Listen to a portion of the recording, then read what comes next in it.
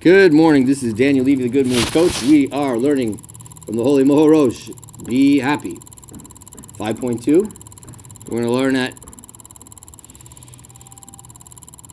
He says here, and we are grateful for his guidance, the more effort you put into being happy, the more optimistic and confident you will become. Your mind will expand and each day will be filled with new and wonderful insights.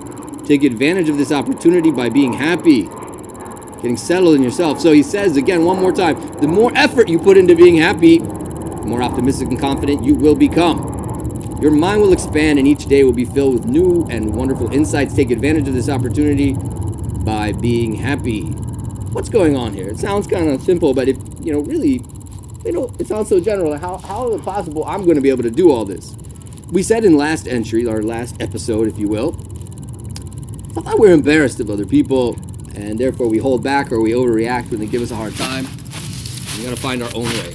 I always say like this: we have to make an effort ourselves. I believe that some of the holy breast lovers teach that this concept is called self-strengthening. Yeah, which we call being an independent person who can create their own mood states, which is what really here at the Good Mood Coaching we're all about. Can you have a good mood every day, most of the day? Now, how do you become more optimistic and confident and get insights? Why is that? Why is this such a powerful insight? Well, I'll tell you why. I'm a therapist and a coach, and we see myself, you, probably, most people, we spend most of our time hoping that the environment, that people will help us get into the state that we need to get into. We want other people to act this way, to not act that way, and then we'll be able to feel the way we need to feel. We want people to understand us, to help us, to do this, to do that, not to do this, not to do that. Basically, we want our environment to adjust, to modulate, to change, to draw back, to come close, in order that we can feel what we want to feel, that we can do what we want to do. Now this, even if it's just get out of my way or stop saying that, all that stuff is just, we want it for our own agenda to be able to do that. Now, the thing about that is the following. Most of us are not in a situation where the environment is being our friend helping us out. Most of us are in situations where that is just not possible. We have families, friends, work situations, bosses, colleagues that are just not making it possible for us to naturally be in the moods and the mind states that we need to be, that we feel will help us have a good day and be successful. So therefore, if I put my own effort into being happy, not relying on other people, not relying on the environment, I'm going to feel less dependent and less needy on them for, basically we say sometimes in therapy, take your power back, that I have unintentionally been giving the power over my mood state to people around me, the environment around me, my work day, everything, which is normal and natural and nothing to be upset about, embarrassed about, and to feel bad about, but certainly not helpful. And the more effort we put into being happy, the more optimistic and confident we will become. He says our mind will expand. New insights will come.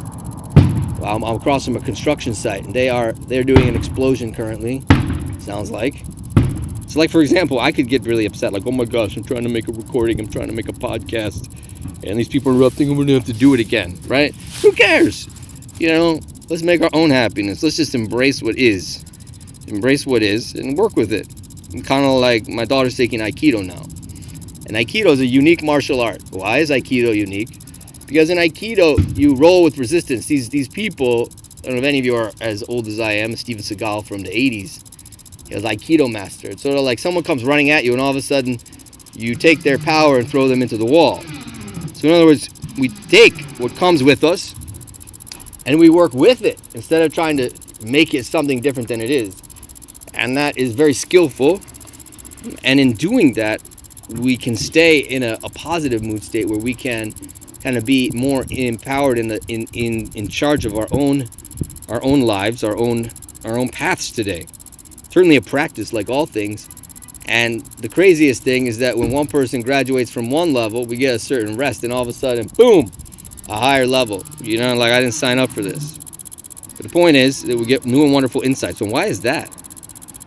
Because he's said earlier in our studies that happiness is the gateway to holiness to connectivity to the higher soul, to the true self, to a higher awareness. So basically, being joyful means true joy, not pleasure, not indulgence, not, food and other types of physical pleasures. Could be they're a type of fulfillment happy, but not necessarily. I'm talking about more the sort of carnal pleasures, right? And that they're not what we're talking about. When a person has happiness, has this simcha, where he's in a good mind state and mood state, it elevates us automatically to anchor ourselves in our souls. And being in our souls, we're able to have higher awareness, and the higher awareness is by automatically giving us, the opportunity to see insights, to listen more deeply, to pay attention inside and outside to deeper things. So let's strengthen ourselves to continue to try hard. Do your best and leave the rest to God. Do your best and leave the rest. Let go and let God after that point. Do your best, leave the rest, and let go and let God. So anyways, like everything in life, we'll put in a lot of effort. And maybe the first day it doesn't do much, and the second day and the third day. But I'm almost willing to guarantee you that if you have the strength to do it, keep it up. And if you don't, Come will help you find the strength. God bless you. Have a beautiful day.